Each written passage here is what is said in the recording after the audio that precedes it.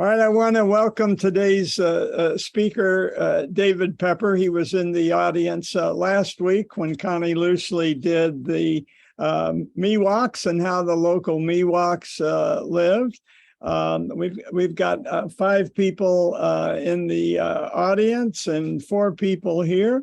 So we reached critical mass and we'll get started. I was going to retire at the hospital. Oh, I guess it was about, what, 20 years ago? 15. 15. And I was out, I had one foot out the door, and David Pepper came swooping into our hospital with all kinds of new ideas and stuff. And as I told him once before, damn you, Pepper, you were just too interesting for me to retire. And in addition, he got me back into backpacking all throughout the Sierras. He and his son Sherpa'd me down as for my 80th birthday when I walked down Mount Diablo after Ico drove us up overnight. So he's really a good buddy, and he is. We're planning on in a year being on the Silk Road together about this time. So and that's our next phase. You probably got my rationalization for shifting to the Silk Road. Connie kept saying the Miwoks kept running away from the Spanish. So that's interesting. From the Spanish missions, why did the Spanish even try the missions? What was their mindset? So we're going to go back and do a deep dive. We're going to start over and do world history using this book that Ramsey recommended on world history from the standpoint of the Silk Road. So that's where we're going. But today we're still in California. And we're just going to finish up probably the last talk before we dive way back into world history.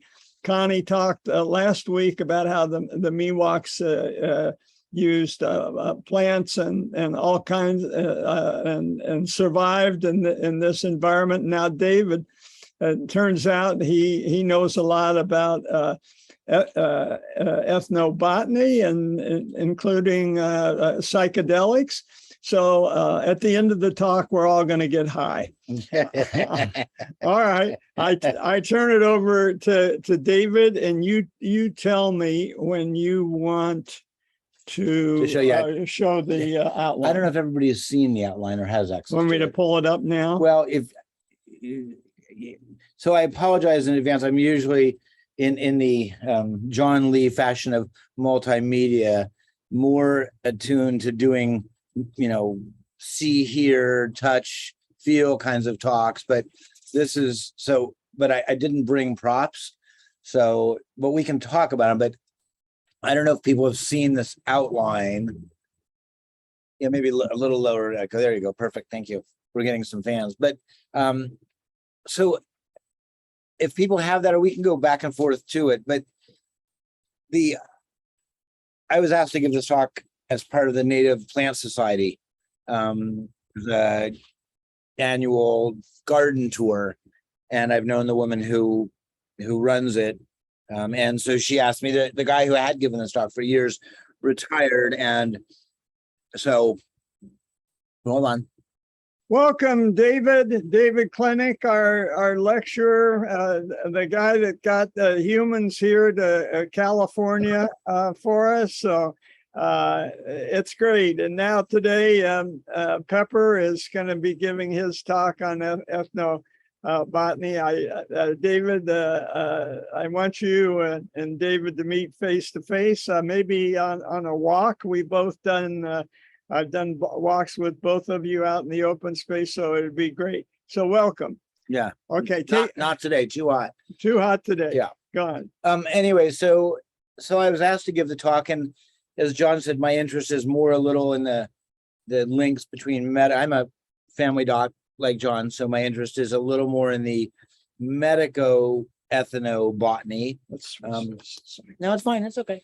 I'm trying to get a better picture. Oh, they don't need. They got a good picture of you this way. We got both of us.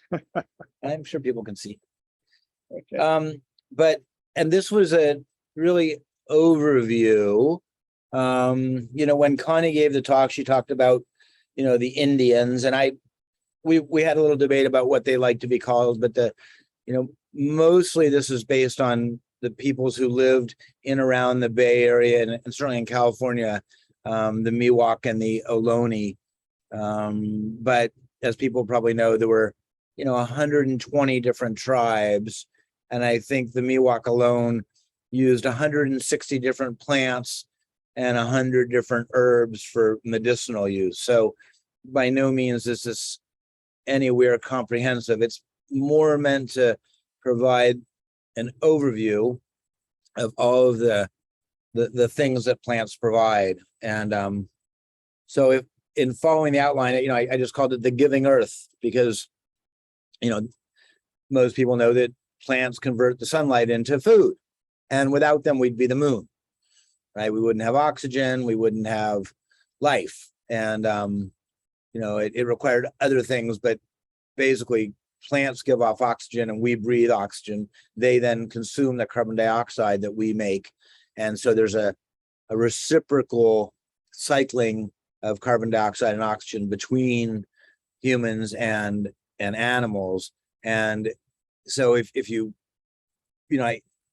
I've done this as more of a quiz, but I'm not going to do that because I can't say, but I called it kind of a co-evolution with plants.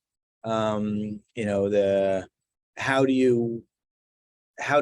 we grow and how did the plants survive or provide the everything really that we needed and used.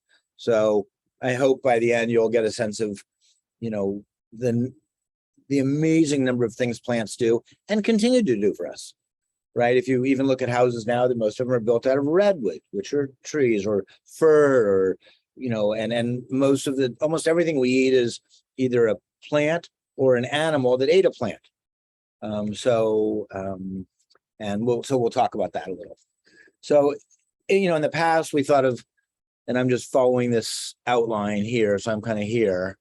The Miwok, Ohlone, and Connie talked about where they were, mostly hunter-gatherers. And one of the Miwok actually didn't use fire as much as some of the other California tribes, but fire turns out to be a part of the co-evolution of the way they hunted and the way they cleared the ground and the way that California evolved. So a lot of the very dense forests we see now wouldn't have been there because the native tribes would have lit a fire at the bottom of the hill, put the guys with the bow and arrows or the spears up at the top of the hill, and then the fire would have chased the animals up to the top where they would have shot them. And it was one of the ways. They also realized that many trees are fire dependent. So probably before man, there was lightning. And so those fires would both clear the brushes, but then even like redwoods require the fire to both kind of clear the land, but also for the seed to open, the seed cone to open. That was important for Acorn. That was very important for many things. So yeah, now, we think of the land, we think of dairy. This is California, top 10 things that are produced. California, we are 10% of the world's fruits and vegetables are produced by California. Wow. Say again, 10% of the world's fruits and vegetables. So, and I did medical school in the Midwest, there's cattle and there's corn and there's soybean. But, when you think about almonds and pistachios and grapes and strawberries and lettuce and, California is really an incredible breadbasket. And I'm imagining everybody has at some point driven just to the east of Diablo, where you have a 70-mile by 500-mile flat, fertile, sun-filled piece of land. And once they irrigated the water down from the mountains and could contain it, restrain it, and distribute it, you had the world's biggest breadbasket. And as we talked about, and when we get to the Silk Road, a lot of that story is they had to follow the rivers because they had to follow the food. The animals would follow the food. That's where the fish were. That's where the deer came at night, the elk. So A lot of California is this big central valley. And you know what impresses me with the rivers, this what made the Golden Gate, you know, Right. and I heard this amazing statistic that at the time of peak flow with the tidal movement across the Golden Gate, Yeah. is more water that flows past the Amazon going in one direction. Oh, I believe it. Oh, yeah. It's an incredible. It's huge. And Yeah. the Sacramento and the San Joaquin rivers have been digging that for a long time. Right. And of course, if you go out through the gate, if you drain the water another 200 feet, the river canyon goes down and out. And continues. And that's what it was thousands of years ago. Yeah, 10,000 years when you had an ice age, you had a lot of water locked up in the land. And so when the indigenous peoples came, probably most certainly across the land bridge and or down the waterway of the coastal down the currents, the 10,000 years ago, certainly the water would have been much lower. Yeah, so they would have met a very different gate. Yeah, I've read 300 feet. I think David Clinnick has said less. I've heard 200, but it was certainly hundreds of feet different. And so when we talk about sea level rise going up a foot or two, it's nothing compared to the fluctuations it's done. And for sure, the coast would have been 18 miles out. Yes, for sure. The Farallones are the edge of the plain there. Yeah. And just to carry that further, one of the biggest river canyons in the world is the Monterey. So if you go at Salinas, or actually at the power plant there, I'm sorry, at Moss Landing. That river, if you look at Google Earth, for example, that canyon goes down like, maybe David knows, but thousands and thousands of feet, which is one of the reasons it's such a marine biodiversity. It's much closer to the coast, not 18 miles off. So there's a much deeper upwelling, but the whales and the big marine mammals can come in closer. So you get a tremendous, that valley is, I think it dwarfs the Grand Canyon.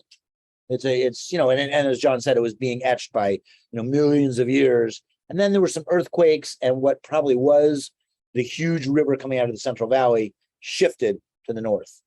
And so there was a movement, and the tectonic. I'm not positive about all that. Maybe David knows more, but I know that there was a huge river that came out and that carved the Monterey Canyon. Do you know more about that, David? Not any more than I learned in school when I was a kid. But okay. Yeah, it's fun on Google Earth to go look at it because it really is a massive canyon. So the Salinas rivers is what you're talking about, right? But it's a trickle compared to what it was. Compared to what it was, but at the beginning of East of Eden, John Steinbeck does this whole rhapsody on the geological history of the Salinas Valley. Okay. And that's what you're talking about. Yeah. Anyway, so, the other, this first part is just sort of the background, then we'll get into some of the categories. But the other big piece is that locale matters. And I think particularly those of us in the Bay Area, on a typical day, not today, but typical, say, August, September day, San Francisco would be 60, Oakland would be 70, Lafayette would be 80, Concord would be 90, and Sacramento would be 100. And if you have lived anywhere else, almost in the world, but the Bay Area has 50 microclimates. And for most people, they have no idea. If you're I went to med school in Iowa. From Iowa to Chicago is 200 miles. It's pretty much the same weather, unless a storm's coming through. I mean, to say that, it's going to be 50 degrees difference if you drive 30 miles away, people just don't get that.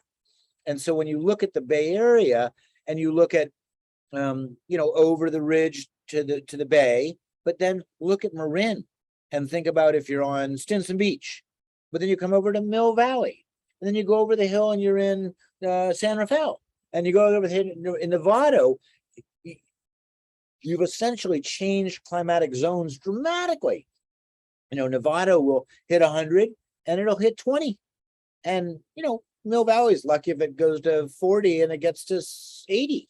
So the Botanic Garden in Berkeley, Yeah. they can grow different kind of plants on different sides of the hill. Yes, that's right. Depending on Yes. what direction it's facing. Yes, and when we did the native tours, if as you come over the ridge, say where the tunnel is on 24, just as you come over the ridge, there's a microclimate of huckleberries there. In fact, the park is called Huckleberry Huckleberry. because Yeah. as it comes down over the hill, you pick up warmth, but you also get moisture. So it's a very, even 500 feet around the corner is different. So yes, thank you, John. Yeah. So, but the microclimate matters a lot. And of course, much like us, they needed access to food, water, and shelter.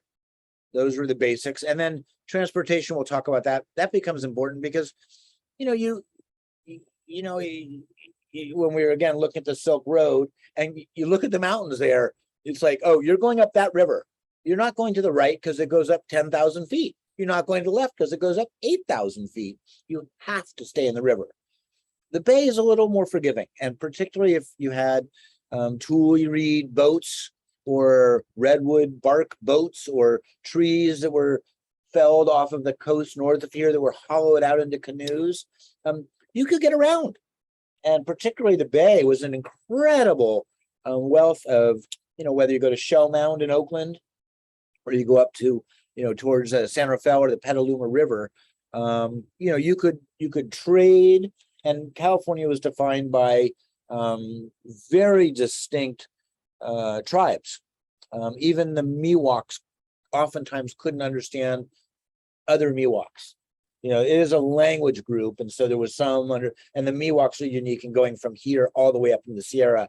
But many of the tribes would trade, but they'd show up with some skins from animals in the Central Valley, deer and elk, and the coast people would show up with dried fish, and they trade. One piece that Connie talked about, but all of the obsidian in essentially California is imported. So it all came from the east side of the Sierra or quite a ways north.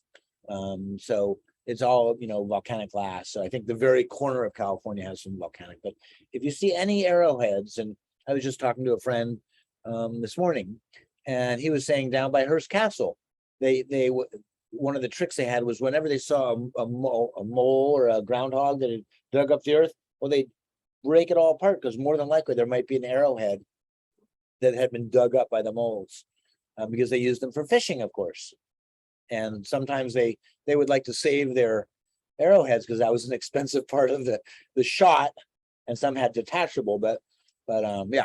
So the group has heard, I think, repeatedly that my hike with David Clinnick out on the fire road that I worked on, Oh, yeah. on 100 times. He reached down and found a piece of worked obsidian. yeah. And you're sure you can go out 20 minutes before and plant it? No, it is everywhere, and it's definitely something that's worth looking at. So that's the locale and the microclimates, and the other is that many tribes had multiple areas they would live in. So in the summer they might go up higher, in the winter they would come lower, and that particularly is true in the Sierra. And there's I worked at a camp that was at the 4,000 foot level for about 25 years, which turns out to be kind of a probable year-round sweet spot, which is also what Yosemite Valley is. So we'll talk about grinding stones a little later, but one of the most impressive grinding stones is what's called Indian Rock and Indian Caves, which is in Yosemite Valley, about a mile walk from the Ahwahnee. And most people walk right by it, but yeah. So there weren't that many spots where people could live year round, but as many of us. No. Yes, it was. Communal kitchen was the term, and yeah, we'll talk a little bit more about that when we talk about acorns. But a lot of the work was spent mostly by the women, with the eldest woman at the top, starting the grinding process and leaching with the water. So the grinding stones were almost always close enough to rivers that they could carry water, because indeed they would grind and then pour water and grind and pour water, and then it would slowly leach. So any grinding stone of any significance has multiple grinding stones that proceed in a series of little pools down the rock, and they can tell the age of the stones. There were in the Northwest, they had a softer stone, volcanic stone they could use, that they could actually carve out of the rock. And so you'll sometimes see these, foot bowls that weigh 20 pounds that are a bowl. But in the granite, it's a very hard rock.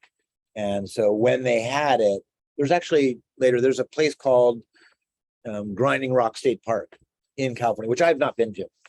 But yeah, I'm going to insert something here. Please so do. I mentioned that state park to David Clinnick, and from his archaeological point of view, he thinks that should be a World Heritage Site. Yeah. So we're working on it. Okay. Yeah. It's David. I forget. I have it in here somewhere, I think. But oh yeah, here it is. Chow Say Grinding State Rock Park near Jackson, California. Yeah. So yeah, that's lots of work. David, is there anything else you wanted to add about that? No. Okay. No, not right now. No, I had the brochure actually still here on my Oh, desk. there you go. Okay, but yeah, if you got any other things you want to show off, please do. I apologize for not having the No. baskets and grinding rocks, but So I promised him to see if we could get a meeting with either Mark Desaulnier or maybe George Miller the third. See if we can get some. Gavin Newsom. Well, It's a state. but I thought we'd start with low. Contra Costa political. Except it's not in Contra Costa. I would go. I understand, would do but that. the Miwoks were. So True. I think if we could get them and knock down one domino, What's that trail of yours across California? The American Discovery. Or maybe Trail. it goes through Sonora County. Well, maybe we should walk to Jackson. Oh, maybe we should. All right. Not this week, but Isn't there a song, "Walking to Jackson"? that might be Jackson, Mississippi. It is. Yeah. Okay. Oh my God. Yeah. Well, you get the heat.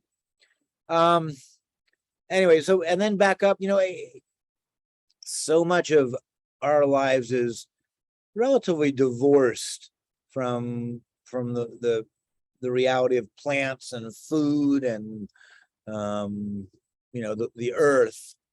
And I think, so this line, this EG, just, when you think of Ricola cough drops, right? There's, I don't know, 23 herbs that come from Switzerland.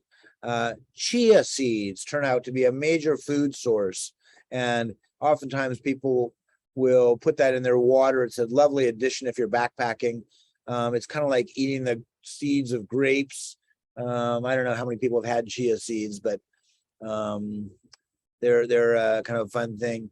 We don't think of things like poppy, but California poppy is a somniferum, which is of the same family as the hallucinogenic poppies. And when we talk about tobacco, we'll talk about the use of the Native American in terms of ceremony a little bit. Can I make one comment about mulberry? Sure. So this is really interesting. The wife of a prominent politician, Tom McClintock, Republican, been around for decades. She died from ingesting a mulberry chemical that was in some product, alternative medicine product. Oh, really? Yeah, I'll show you the article. Oh, okay. And you and I, of course, are really hopped up about the Silk Road. Well, silk comes from Mulberry silkworms eating mulberry. Yeah. They grow. So there's a lot of connections here. Yeah. I sorry, I Don't be interrupted. sorry. I love it. Go forward. No, that's fine. I love it. You come on, you know, I like interactive, and anybody else feel free to chime in and or listen in. Yeah, when we get to elderberries down here, oops, elderberries there. We'll talk about the blue ones. Yeah, not the red ones, but yeah, huckleberries right there. Yeah. Yep. No, sorry. So the question was about whether Ricola is from California. I just meant to say that we don't, when we think of Ricola, we don't necessarily think of the plants and the herbs. It was just meant to more to be a like a reminder about, you know, cough drops, and even we'll talk about willow a little bit, which is a source of aspirin. Yeah, willow, the willow family, I believe is Asperaceae, but it comes from yeah, so you can, they would use it, you know, when a lot of things they figured out that we pharmacists purified, you know, that goes from willow bark to LSD, right, to peyote to mushrooms, from mushrooms to cannabis. But yeah, thank you for clarifying. So so the other just underlying piece is that living off the land is lots of work. You know, even in the modern day, if you go harvest, you know, it's like my son just moved up to Fairfax, and you know, he planted his tomatoes and he planted his peppers, and then like a week later he called me. He's like, "Dad, the raccoons came and ate all, you know, the tomato." You know, it's like, you know, and you know, if you plant, I know you have deer problems, but you know, you have a lot of competition, and then so you have the competition, you have to get the water to it, you had to figure it out, and you know, like if you think about chia seeds, which are about, you know, a centimeter, I mean a millimeter each, you need a lot of chia seeds, and chia grows all over the foothills. You know, I didn't even know it until somebody's like, "That's chia." It grows, in fact, in Huckleberry Park. It's a low-lying bush, but boy, you gotta spend, you know, a day to get maybe an ounce or two of chia seeds. And even when we talk about acorns, it was a lot of work. Of course, it was social, right? And people always talk about how the first world people had a lot of free time because they weren't going to work 8 hours. But they were sitting around grinding. They were sitting around weaving the baskets that could be used to carry the water or trap the fish or store the acorns. But, you know, they were, yeah. So lots of work from, you know, harvesting, leaching, grinding, boiling the acorns. The other major source of food was bulbs. So a lot of wild onions grow all over the foothills, and you know, you've all seen them. They're, you know, 12 inches tall. They're a monocot, so they have a long, thin green. And you know, if you dig it up, if you're lucky, the bulb is about the tip of your pinky. And if you think about, you know, our current onions and how much work it is to peel an onion and complain about it, well, try doing that for 1,000 onions to give you a pound of onions. And of course, they would use them to cook with the fish. And again, it wasn't time for money, but just having an awareness that they spent a lot of time building shelter, harvesting food, and you know, not much playing Xboxes. Right.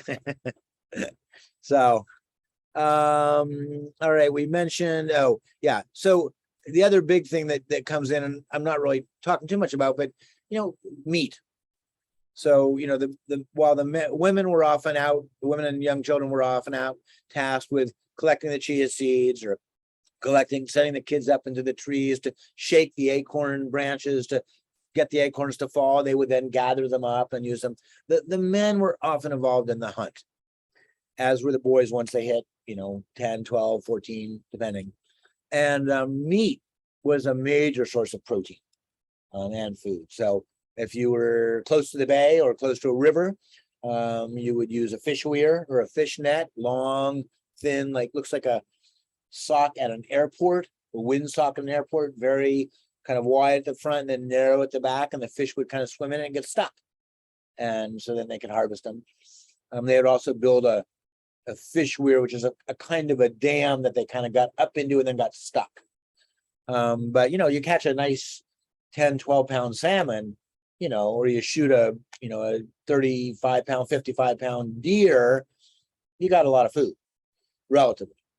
So, and you mix those two together, oftentimes the onions were used to flavor the deer or flavor and dry the meat. So during the medieval climate anomaly, there was some stress on the shortage of food.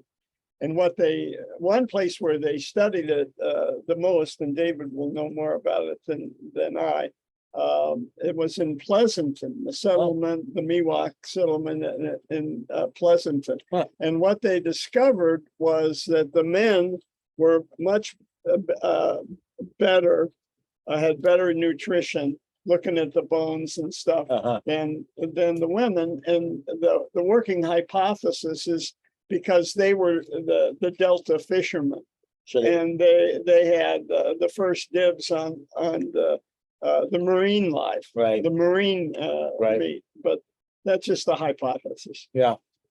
Well, I didn't, this isn't a focus on that, and I don't know as much, but they definitely, they would harvest the fish, they would harvest the clams. I think there's some shrimp, that they'll eat whatever they could. Grasshoppers was a big source of food. That was the payoff after a forest fire. Yes, that's right. That was another one of the, right. Well, we've lost power or signal. No, that they haven't. Oh, you haven't. Okay, fine. We have. All right. So that's kind of the background. And so then, a little bit on the categories and a little bit of some examples of things. And then, and again, feel free to stop me at any time. But, and this is, whoa. Okay. So there's our category. So the handout on the back had pictures of some of the houses and some of the things. I'm sorry I could have brought a few, but you've got an excuse. I got an excuse. I can do it next. I can give it. I'll send some stuff out. But Connie also showed us some of the homes, if you remember, and so and you'll have to use your imagination. Yeah. So David, his excuse is he became a grandfather for the first time on Sunday. Yeah, that's one. So I think you missed that. Yeah. So not that I need an excuse, but sure. All right, categories.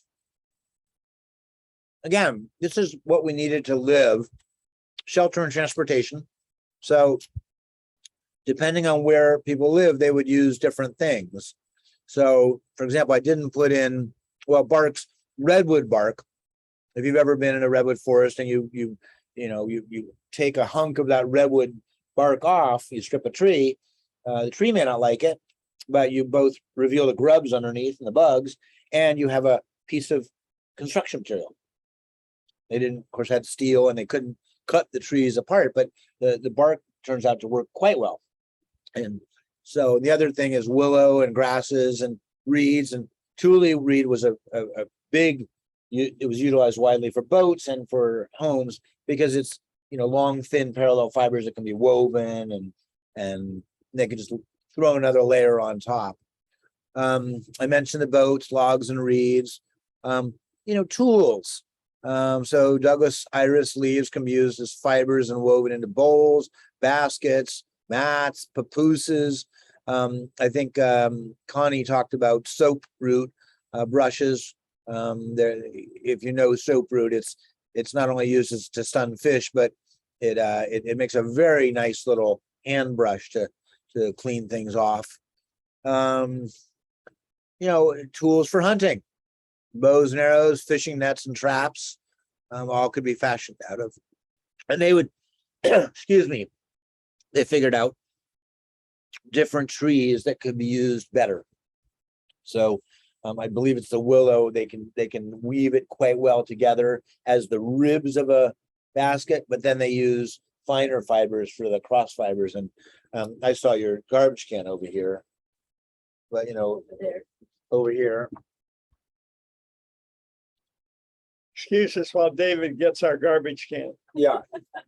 But if you look at, and this is a Costco, but still it's made from plant fibers.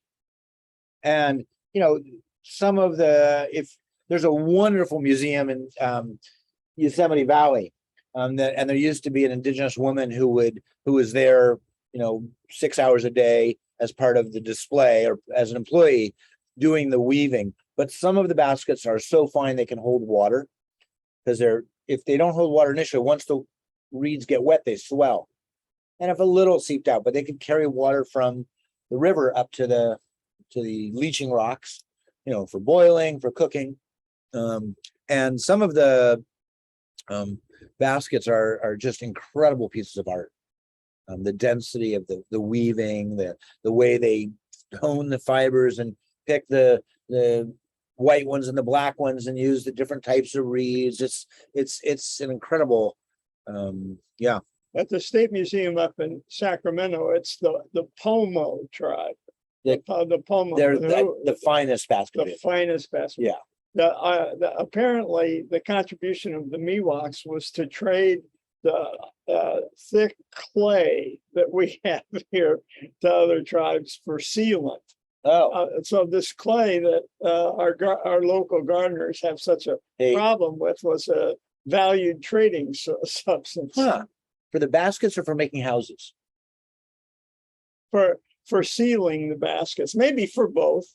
I would imagine for sealing the house. But she mentioned specifically For sealing the baskets. hard clay as a interesting. component Okay. for making them watertight. Yeah, I heard they would also use resins. Yeah. They could use beeswax, Uh-huh. and resins, but I don't know that maybe the mud was used also. I had imagined that more in housing. Maybe. Yeah, but it could be. And then music. So they can make flutes out of. They often there's wooden flutes they would make and clappers. I think of the Miwok that their favorite flute was made from pelican bones, pelican wing, the long thin, so they could make a quite lovely song from that. But they would make jewelries. So they had necklaces of nuts. Just if you think about little teeny acorns or just the cap of the acorn that can be strung together, and then they would use various. We'll talk about dyes down here a little bit, but the manzanita red and lupin blue, and they often could dye the fibers as well, and so they would introduce that into the jewelry, into art, really, right? It's so. And then if you get into the sort of big part, and I guess we got a few more minutes, but crops. So the staple for many of the California-based First Peoples was the acorn, and Quercus agrifolia is a coastal live oak. There's actually a better oak. The valley oak has a larger nut and is sweeter and needs less leaching. So there could have even been trading, and again, depending on the year, the weather, and the time, and but acorns really were the main things. Hazelnuts and buckeye, many people think of Asclepias californica, and I think most people have a sense, certainly out here, of the buckeye tree, which flowers early, gets those large, nuts on them, and then saves water by dying out at this time of year when it's the hottest. You can use buckeye for food. It's not their preferred food, but they can make they would grind. So the grinding story is interesting. We can maybe take a moment and talk about that, because they would grind the acorns up and then boil it, put hot rocks in it and boil it. Some of the baskets can actually go over a fire because they're so sealed so well and they're moisture. But they would boil and make a gruel and then make like pancakes or a bread or different kinds of little, food sources. And they could do the same thing with the buckeyes. One of the things that is, I've always heard attributed to why they would die relatively young is any kind of a grinding process breaks off a little bit of the rock, and particularly granite. The quartz in the granite and the feldspar are very hard. So when you ended up with little teeny microchips and you ate it, it ground their teeth down. So by the time they were 40, or maybe even 40s, 50s, they basically had no teeth. And then you want to go eat the sinewy deer, or you want to rip a hunk off of something, and you can't. So your nutrition follows your lack of teeth. Yeah. So that's and that was even, I think, a problem with grinding stones up until the 1800s. Millstones. Yeah. If you go to Calistoga, they've got they've got working mill. Yeah. And you get that whole Right. route. The other thing they tell you about is wisdom teeth. That was not a problem because they had plenty of room for the wisdom teeth. It was only after the millstone came in and the humans weren't being exposed to constant grinding. The rest of your teeth took up more space and you didn't have room for your wisdom. Oh yeah, because it evolved during the grinding. Right. period. There are certain, I know sharks, their teeth are constantly growing, but we're not. Our teeth, the enamel is sealed. So yeah, you got to rely on the next tooth back, I guess would be the principle there. Other hazelnut, betulaceae, we said buckeye. So nuts and seeds, also a large source of food. Most nuts and seeds are highly fat containing, and the fats are great. They store fairly well. They're high calorie per weight. But if you've ever gotten a pine nut out of a pine cone, it takes a lot of work to get a tablespoon of pine nuts, which is why even today they cost like $25 a pound, because it's not easy to get them out. But and here's the chia seeds, Salvia, Kumbaria, which they use as kind of can now be used as a bit of an egg substitute. It's high in magnesium. And then I mentioned the bulbs earlier, the onion bulbs, Brodia. Many people know the inaptly named Blue Dick, which shows you there was men who were naming it, because it should be Purple Dick at the very least, and probably reflects the lack of women who are out here. But it's a purple flower with a long, thin stem with a kind of a cone flower. But the bulbs of that were also quite good. And I tried to highlight a few of the ones that, when I hike with my kids, or you hike with your kids. But miner's lettuce, very abundant, particularly in the spring. Kind of tasty. The big round leaf with a little teeny, flowerlet in the middle of it, and often grows in kind of moist, damp areas. It's the Montia family. It's people in the plant society wanted it's Claytonia profoliata. But nettle, many people, if you go to the herb store, you often can buy a nettle tea, quite high in vitamin C, and quite tasty. I mean, if you like a herby kind of various clovers, of course, mushrooms, turkey tails and chanterelles are quite abundant. I've been asked questions about psychedelic, hallucinogenic mushrooms, which most certainly grow in Oregon and Washington. And there are over 180 hallucinogenic mushroom species on the planet. And there are definitely some in the foothills of California. You got to know what you're doing, obviously. But there are many edible mushrooms that were not terribly nutritious, but added flavor. So, of course, the movie Fantastic Fungi. Yeah. They have the theory in there that, and they show with beautiful graphics about how humans might have developed abstract thinking, right? The coevolution of and that it was a synesthesia, right? So some guy was Right. was high, and all of a sudden he found that he could think and have an object, but an abstraction. Right. And then he maybe saw the tree and said, oh, we can cut that down if we had an axe, and he evolved. I'm sure David would have a lot to say about this theory. Probably take a whole hour.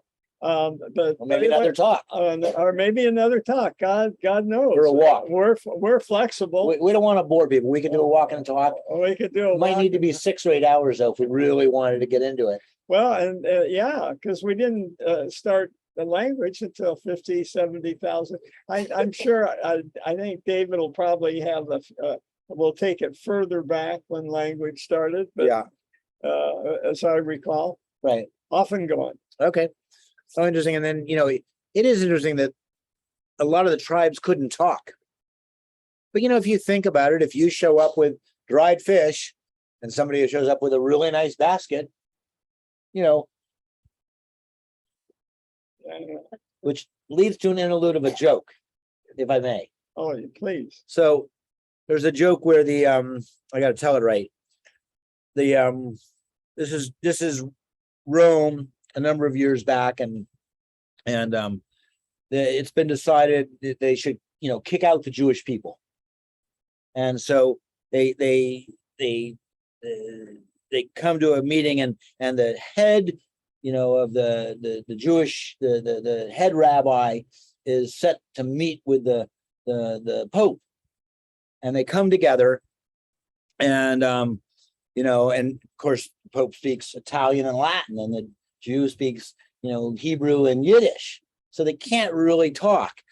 But afterwards they come out of the meeting, and the Pope goes to his people and he says, well, they can stay.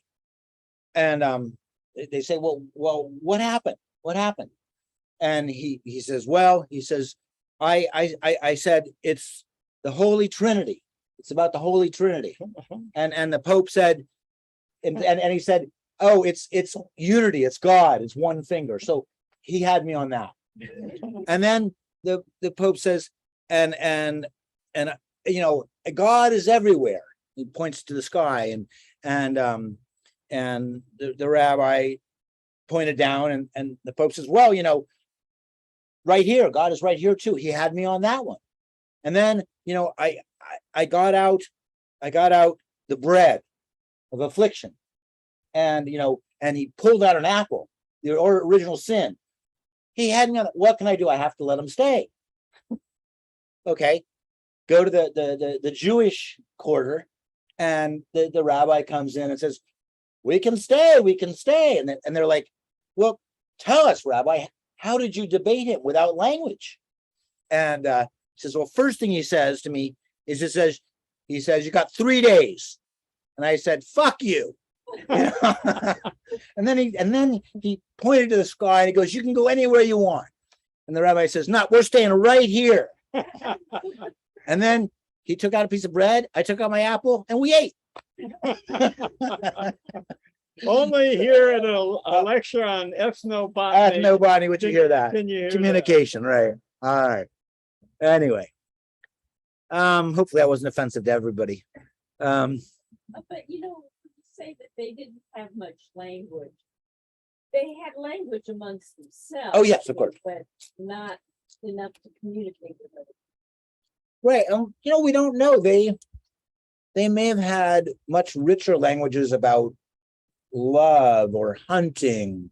I know the native Inuit had 12 names for snow because they needed it, but they clearly didn't have names for books or TV or. Though I don't know if they had. It said you can read the entire Jewish Bible with 1,200 words. So I'm, and David might know more about. It's not only the number of words, but how we use them, and I don't know how much. If you were sitting around the village, what they would talk about. But for the same reason that you can get plants in many different climate zones, you have Native Americans living in many different zones around the state, Yeah. self-sufficient, Yeah. Valleys, stuff. Right. And so you have, I guess, 6 major language groups, but over 100 mutually unintelligible languages in those Right. those And those groups. 6, right. And so there's a lot of the Tower of Babel, but Right. with sign language, like you so aptly illustrated in your story, you Right. can get You along can get along and you can communicate clearly. clearly, even if there's no actual agreed upon communication. Yeah. Right. All right. I don't want to bore you with sweets and treats, jams and berries. So the oso thimble and the strawberry, gooseberry, currants, huckleberries, blue elderberry is not red. The grapes, Vitis is a family, hence vintology, but Vitis californica is a very small but very flavorful dark purple grape. Prickly pear cactus would have grown here. The Oregon grape would, and then the bearberry is Barbara pinnata. Roses, which are the rose family, includes apples and cherries and other things. But rosacea, the rose hips, makes a wonderful tea that many people may be familiar with. But they also could, distill it down into a syrup and jam, and apparently it could be also used as a facial cream. And then the Manzanita Ericaceae family can make a wonderful tea and cider in addition to being used for dyes. Teas, yerba buena, so Laminaceae, the mint family, is a huge, for those of you who are gardeners, the mint family includes, all of the salvias, thyme, rosemary, many of the aromatic herbs, known for its square stem, which is a fun way to see it. So any salvia, if you're never sure, try rolling the stem in your fingers and it will go clunk, clunk, clunk, clunk. And that's a sure bet that you're in that family. So the Artemisia, is this the same Artemisia that has been used against malaria, resistant to chloroquine? I'm not sure. The sure. Chinese had a plant that is called Artemisia, and they have been using it for malaria for a long time, and it got incorporated into a lot of the algorithms when in Africa when they were running into problems. And there's a biochemist in Berkeley who we heard give a lecture. Iko, one of our sons, took us to hear this guy that he met at Berkeley. And he was talking about getting the genetic code for Artemisia and growing it in algae. Algae there. They insert the gene, right? And they were looking for a very cheap way. And the last I heard was they had cut the cost by 90%. Oh, really? Yeah. Oh, interesting. And so I don't know what the current status is. This was about 10, 15 years ago. Yeah. But Artemisia, just keep your eye out. Yeah, Artemisia vulgaris is mugwort, which many people know by its common name. And mugwort is great for dreams. It grows all over the place. You've seen it hundreds of times. It's kind of a light green, velvety side of the trail, plant that is fun again to pick just because it smells lovely. And indeed, the Native Americans would use it for ceremony in their sweat lodges. And it had some hallucinogenic properties, probably. Wow. So it did a lot in that podcast I sent to you. They talked about mugwort being a treatment for poison oak. Yes. Yeah. Now, a lot of the when you look at a lot, and this is not to downplay, but a lot of the purported cures may or may not turn out to be as great as one thinks. You mean they haven't done double-blinded Randomized controlled trial, trials? right? Well, yeah, or even any trial, but you know, what's the Voltaire quote? Medicine consists of amusing the patient until nature takes its course.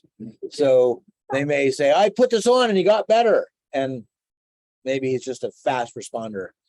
But and a lot of plants were used as poultices or, you know, applied to rashes.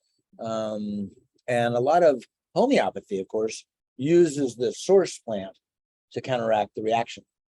So you'd use a 1 to 100 dilution of the poison oak to give people to sort of cure them of their reaction, which is a way of immunotolerance, giving people enough of something that they Right. slowly build up. Connie mentioned that. Connie might have mentioned that, yeah.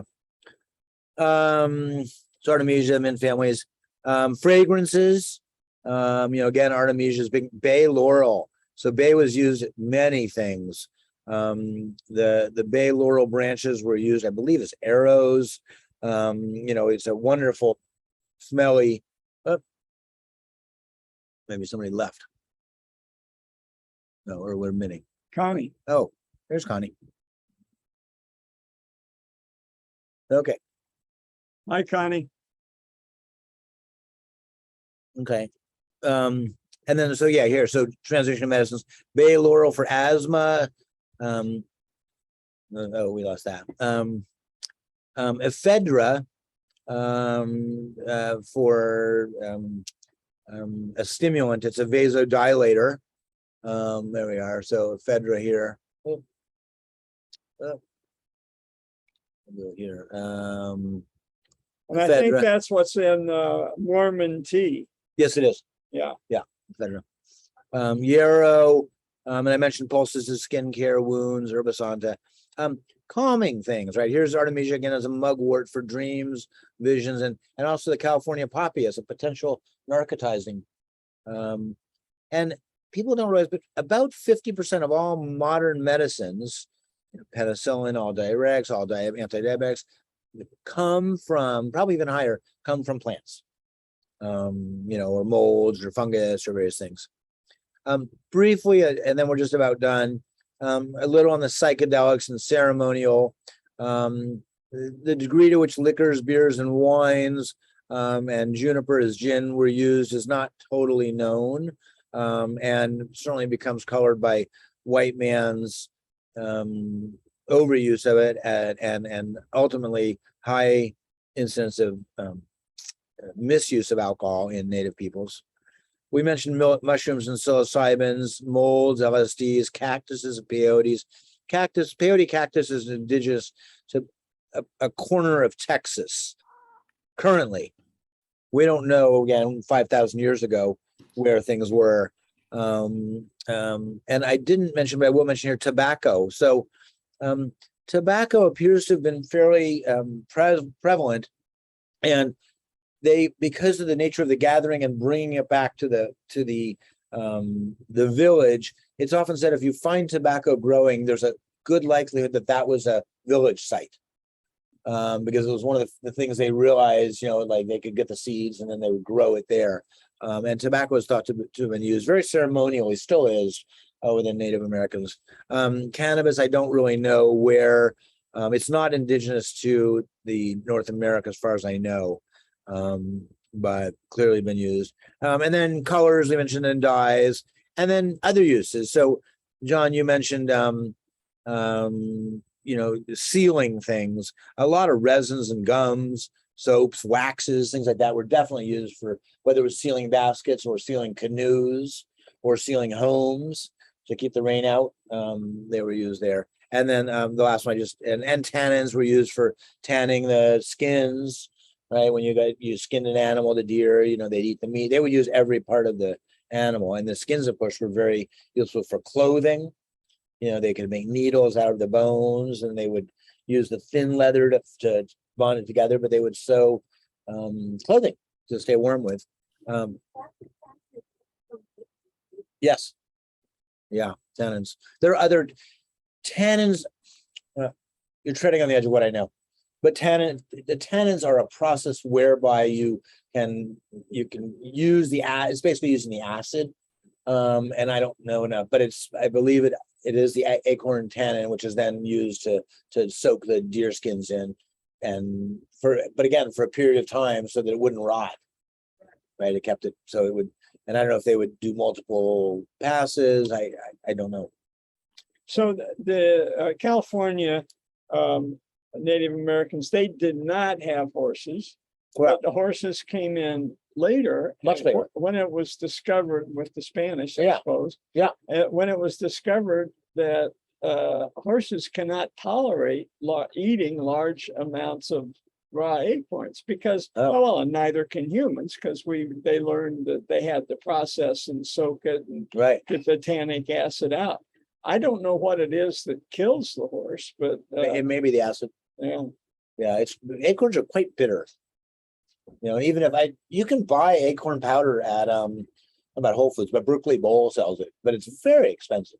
Oh. And it's not particularly, it's not particularly sweet. It's okay. But it's what they had. That's what they had. And then the last one I just had to add is oxygen, because of course we all need that. Though this last little part, and if you all didn't get, I'm sure John can send you, but there's a couple of books here that UC Santa Cruz Arboretum, as well as the UC Berkeley Arboretum, have wonderful displays. There is a talk every other year at the UC Berkeley one on ethnobotany, and a conference that I think is going to be in 2023, depending on the schedule. But then here's Tending the Wild, Living Wild, and Seaweed Salmon and Manzanita cider, some recipes. So that's kind of All my right. overview. All right. Well, thank you. Thank you very much. So comments and questions from out there in Zoom land. No, just thank you so much. That was fascinating.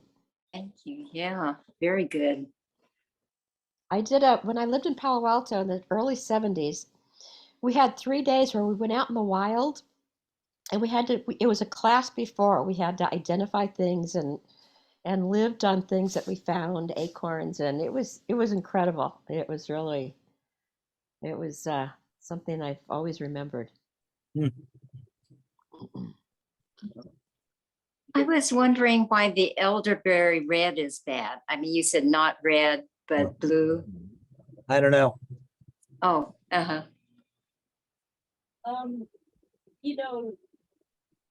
California had the ideal climate and plenty of food and all of this.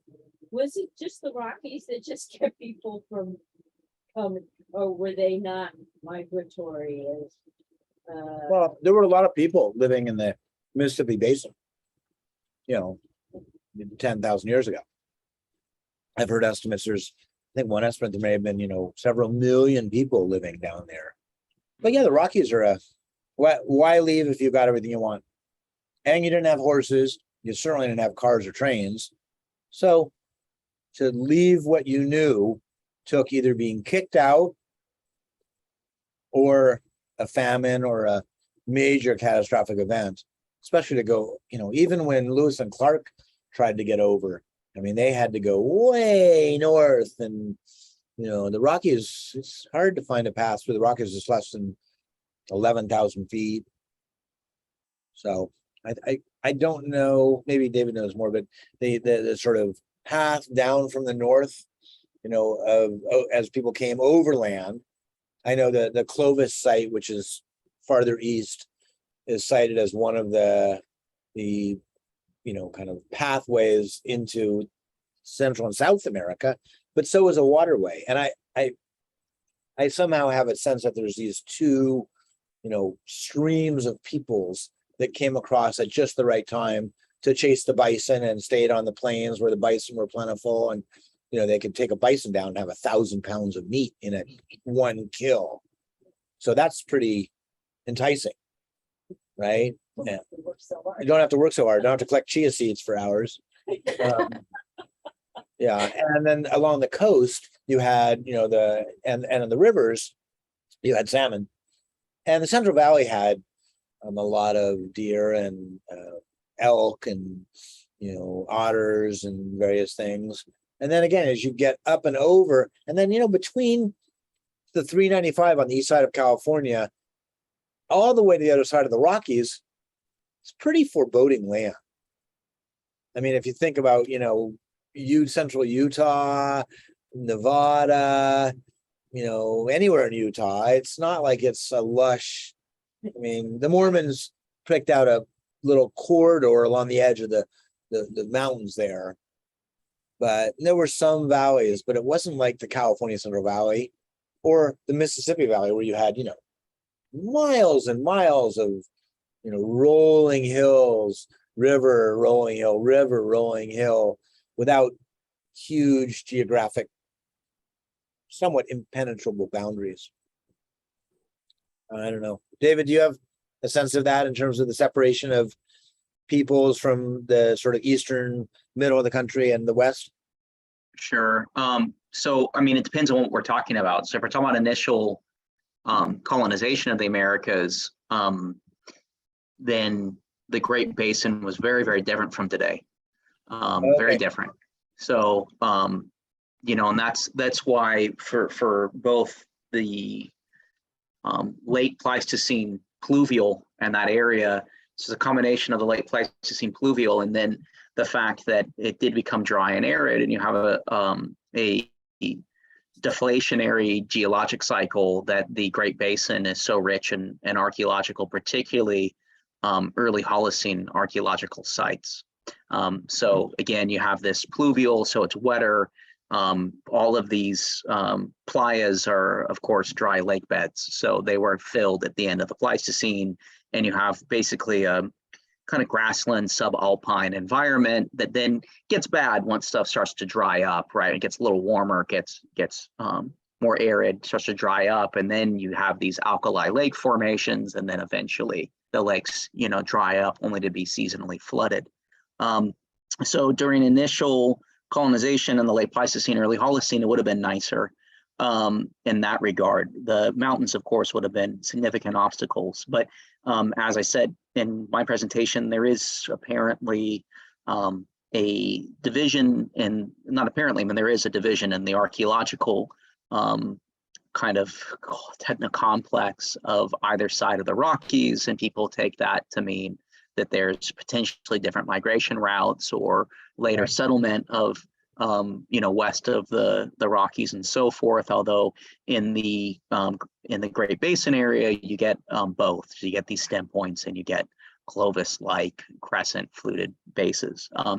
But then as we make our way through the Holocene, of course, you have increased regionalization and adaptation to diversity of different environments. So things are pretty stable here with the big addition of the Bay, right? But I mean, things in California do stay fairly nice, even from the late Pleistocene going through, and then the Great Basin, as you say, dries up, and you get one of the largest language cultural groups expand throughout that area and into Utah, a few, but one of them being, Paiute, various different Paiute speakers. And one of the reasons why they're so widely distributed is because the population density is so low. But these are people who were very finely, adapted to this environment, right?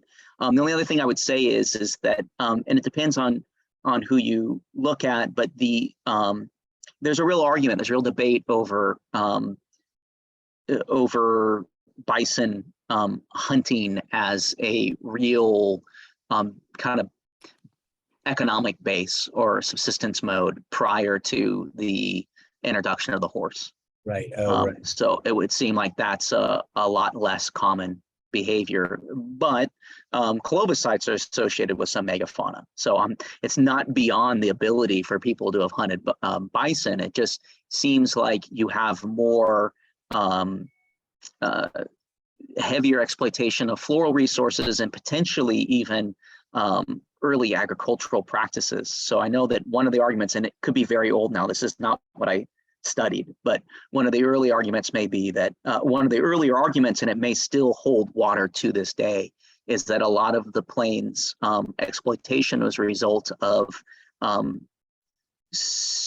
like failed farming. So like an increased population size due to some early, agricultural activity that's not sustainable in the long term, and people start to exploit the plains more, and that fortuitously that seems to coincide with some hiatus, but introduction of horse, right? So you got to think that like we're on the edge of the mound and building societies, not just Ohio, but the Oklahoma, right? Like Oklahoma, which is part of kind of extension of Mississippi and Ohio, Right, but right. that these are, farming communities, and that some of them do seem to collapse. So whether there's over farming, it's just not sustainable. It's not sustainable as the population is expanding further into the plains and so forth. Yeah. But again, that could be completely dated now, right? This No, is I think not, I've touched some of that. And just Yeah. for a reminder, you said that the Pleistocene Holocene edge, that's talking 12 to 8,000 years ago.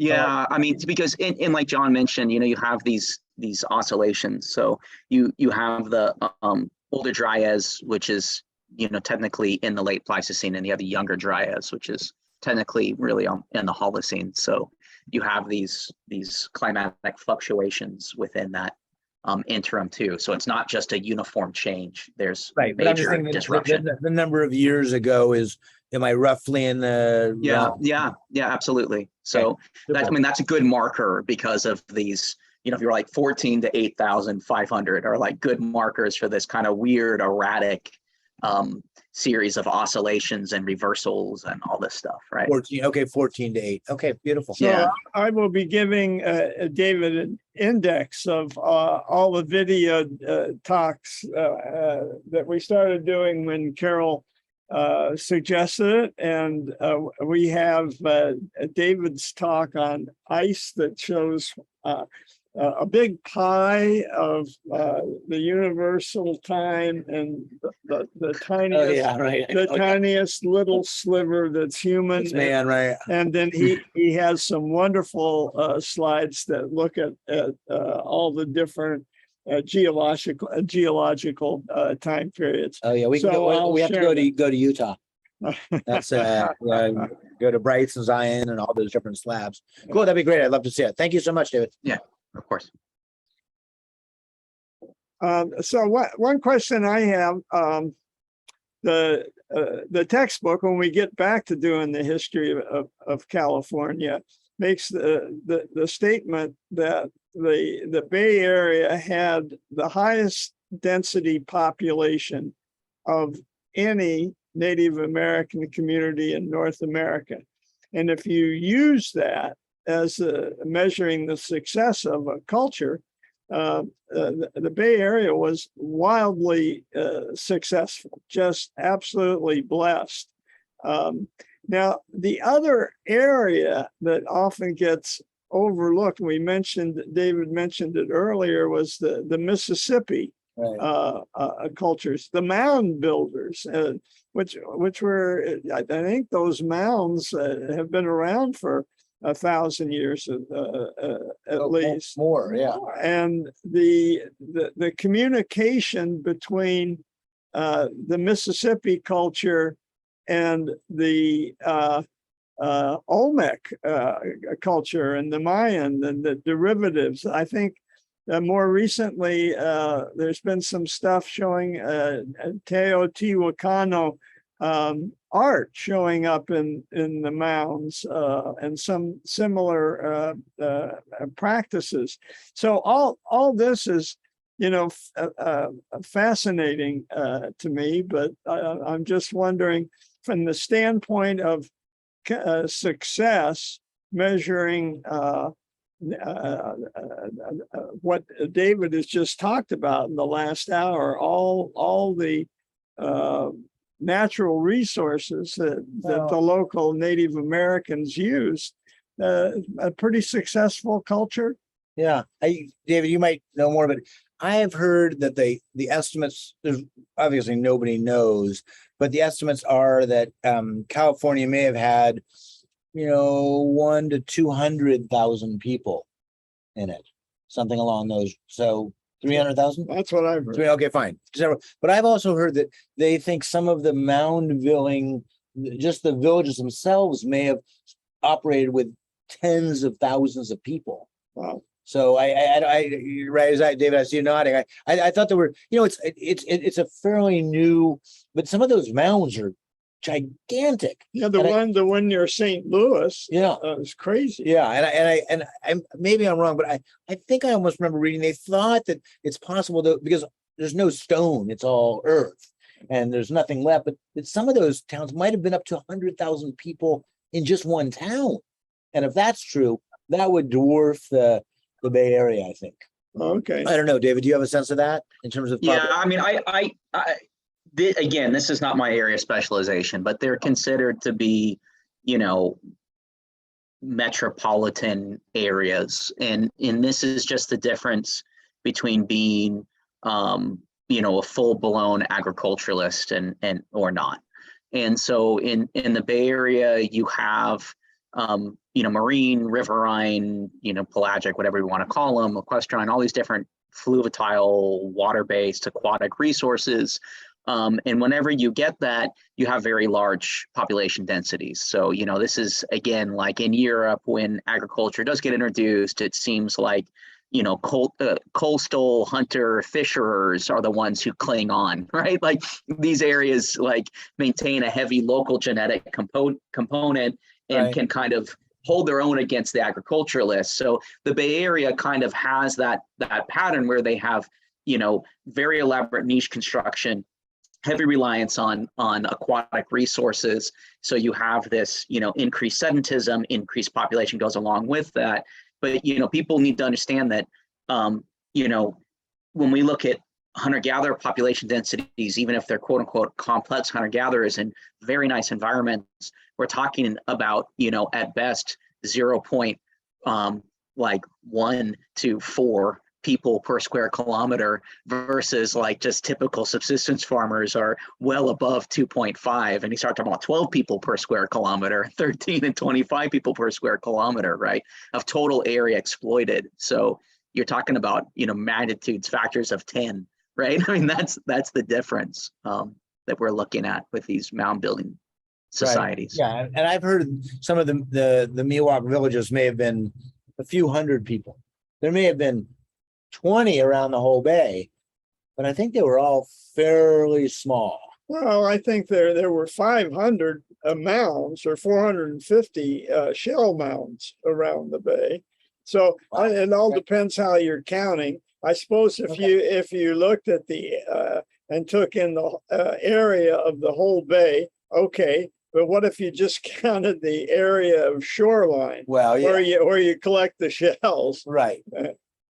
Yeah, well, I know there's some figure about worldwide, something like 90% of the world's population lives within 50 miles of the coast. And that may count like the Great Lakes as the coast. But, if you think about all the major cities, even the United States, Seattle, Portland's on a river, but San Francisco, Los Angeles, Boston, DC, New York, apart from Chicago, St. Louis on a river, down in North, most of even the US population is on the ocean. Of course, all the great first civilizations in history were on rivers, right? The Nile, the Euphrates, the Indus, the Yalu, and the Olmecs. You don't think of them as being on a river, but they were on a series of wetlands. If you look down at the waste of Mexico, where the Olmecs came from, that was a very marine environment. So you could almost, and they were as early as the 4 great river civilizations that we count in the old world. Right. Anyway, this has So- been fascinating. I want I to. was just gonna add one little tidbit about the horses. Because I Okay. noticed you guys, you talked about the Plains Indians maybe not having horses that early. But my study of the Plains Indians, I didn't know they were not farmers. The Apache, the Comanche, the Cherokee, the Cheyenne were never any of them really farmers. Right. They were always nomads and they were always after the game. But it was in 1680, I believe it was. I can look it up again. In 1680, there was, and horses first arrived with Columbus. That's who brought the horses, and he brought 24 horses. But they managed to keep them away from the Indians until 1680, when there was the Pueblo Uprising. And the whole purpose of the Pueblo Uprising was to take over the Spanish horses. And they captured all the Spanish horses in Santa Fe. And then they started trading them with all the other neighboring tribes. And by 1700, they were everywhere, except across the Sierras in California. They were in the Northwest and they were in the Southwest, but they were not in this area until literally after the gold was discovered. There were a few, but they didn't use them as a regular thing. They didn't care that much about them.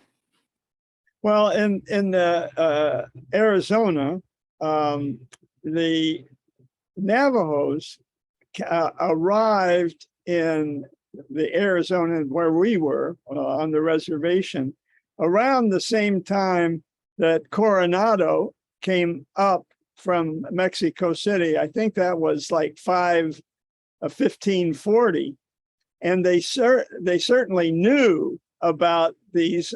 Of course, at first, when they first saw it, they thought it was one beast, right? A man on a Spaniard on a horse would be a new creature, but certainly they knew about it. And we talked the last time about rustling. And I bet you the Navajos are great raiders, even on foot, I suppose. But I bet they had horses, maybe even before the Pueblos. But I don't know. But it's fun. Right. This is so much fun to think about. Yeah. Anyway.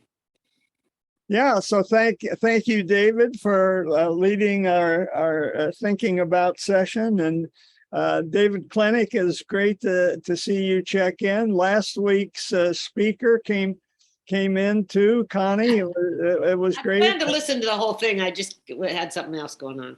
Yeah, well, we got, I think David caught the wave after your talk and added some really interesting detail. And when I send out the copy of the video, I will also send out the link to this fabulous podcast, just looking at the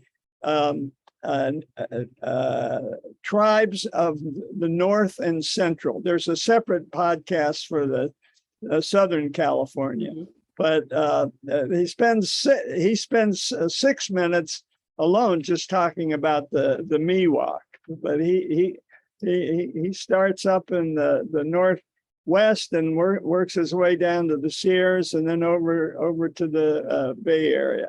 Anyway, fascinating. So Ramsey's going to be giving his last session on the Silk Road, and I think pretty soon after that we're going to start chapter by chapter with this Silk Road adventure to find out what the Spanish mindset was when they set up the missions that were so inhospitable to our local Miwoks. And I'm sure things like the Inquisition were part of that.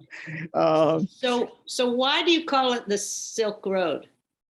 So the Silk Road actually appears in the first chapter of the book, and it's the moment that the Chinese historian in the during the Han Dynasty around the year 100 BC realizes that there's the people that are coming in. First of all, it's the barbarians that they're fighting, but they soon realize that in Central Asia there are trading cultures, and what does China have to trade? Well, they've been buying off the barbarians with silk that they've been making. They've been making silk for 4,000 years. Right.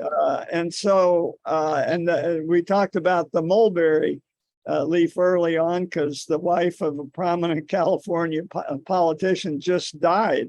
I'll send that article too when I send out the link to the video.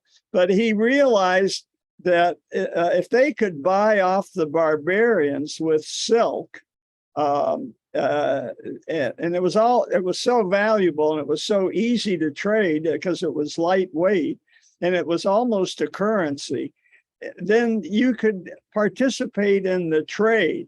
And the first chapter of the book says that's the moment the Silk Road was born. But there'd been trade all along that before, but it didn't reach all the way to China. Alexander the Great made it all the way to the Indus, but he didn't make it to China. So you can call that the Alexander Road. The Kushans came down, the last of the Indo-Europeans, and set up an empire that, interestingly enough, adopted Buddhism. So they bought that up from India, became Buddhists, and that's why we see Buddhist statues in Afghanistan that the Taliban blew up. Thank you very much. But it was also the Kushans taking Buddhism to the West that also helped open up the road for ideas. But the trading is what really took it off with the silk. My question is really about, so are you saying that the missionaries were trading silk with the Indians? Oh, no. You talked about the Silk Road, and then you talked about the missionaries, and I'm going, wait a minute. Okay. Let me start again.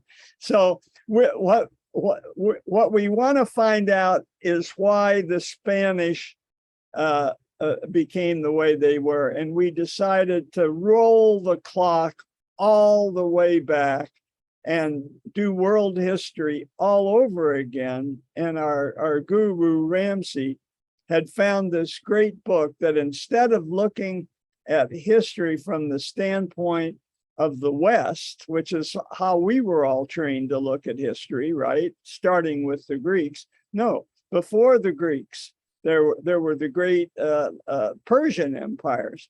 And this book really emphasized Persia as being the first global culture, because it really did go all the way from the Himalayas to the Mediterranean.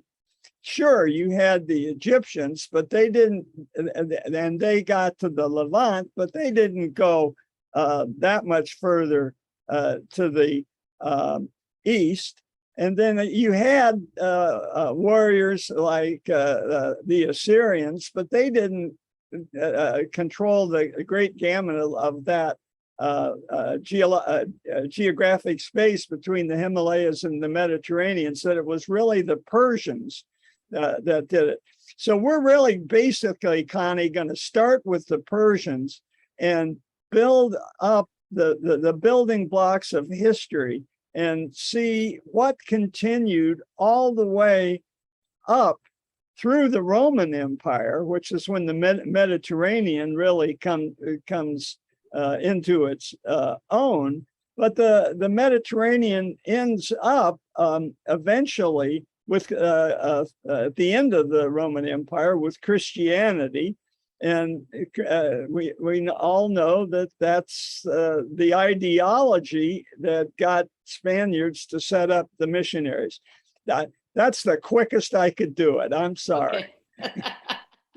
John, can I add real quickly? Because we talked about this, that if you did want to link it more precisely to the Silk Road, that it's the capture of Constantinople and the constant tension between particularly the Northern and Atlantic European powers and Venice and the Ottoman Empire that then leads the Spanish and the Portuguese on a two-pronged attempt, particularly when they're both controlled by the Habsburgs, who are very much under threat by Ottoman expansion, to both find two different navigation routes to particularly try to get to the spice islands and trade islands in Southeast Asia.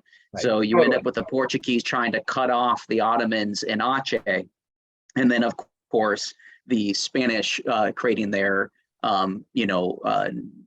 Atlantic route to try to reach Asia. They do realize much quicker than the textbooks like to say that they had found a new continent.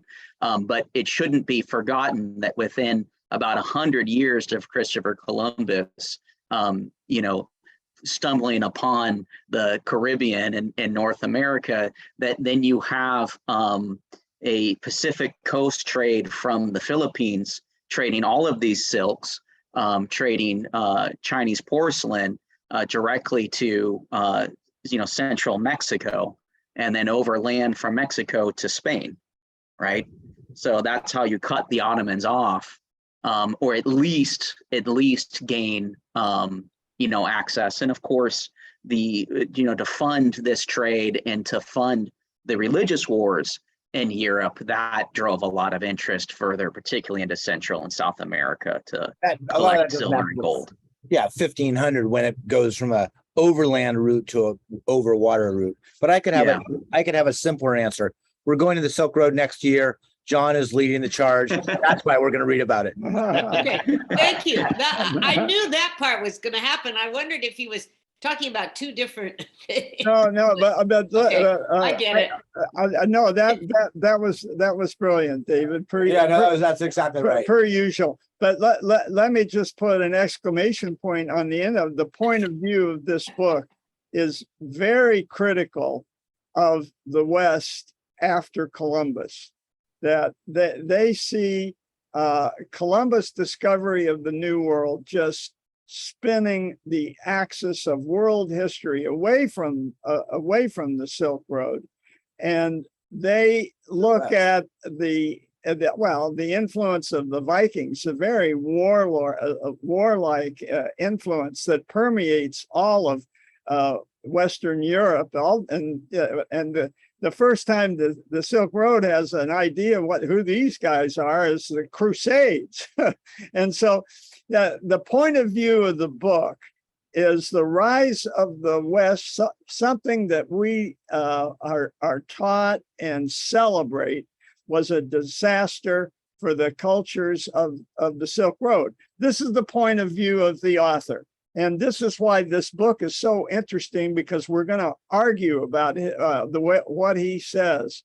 But he says now the Silk Road cultures are reasserting themselves because the West, after 2 world wars, really destroyed itself. It destroyed Britain. America picked up the pieces. We've been doing the best that we can.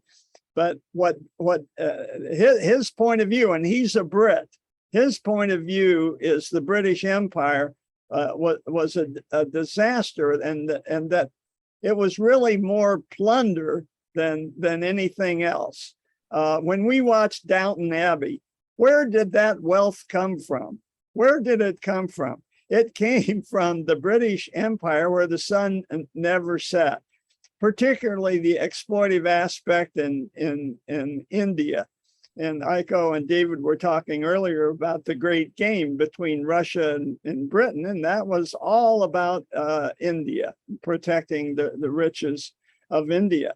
But now, after we've exhausted ourselves, and I was born during the Second World War. and I came of age during the golden age of America. We defeated Nazis. What could be better than that? We ruled the world economy.